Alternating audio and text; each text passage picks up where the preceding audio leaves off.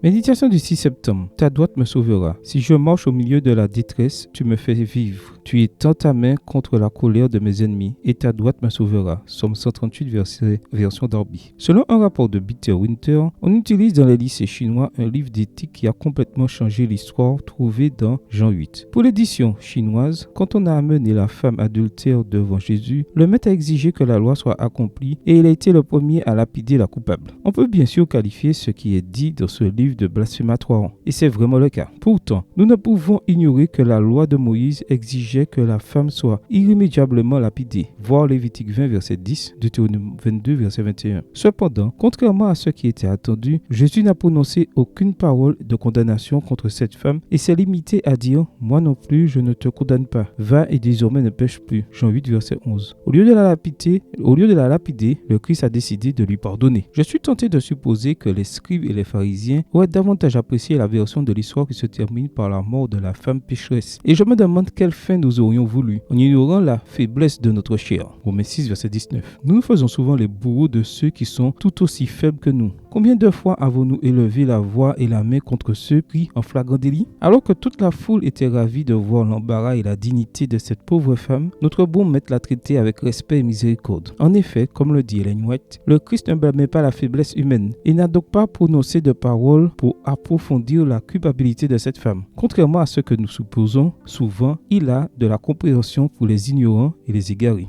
Hébreux 5, verset 2. Dans l'expérience de la femme dans Jean, le chapitre 8, nous voyons l'accomplissement de la promesse du psaume 138, verset 7. Si je marche au milieu de la détresse, tu me fais vivre. Tu étends ta main contre la colère de mes ennemis et ta droite me sauvera. Le Dieu qui a sauvé la femme adultère est le même qu'aujourd'hui. Quelle que soit notre détresse, il nous sauvera aussi par sa main droite. Amen. Bonne journée à vous et que le Seigneur vous bénisse.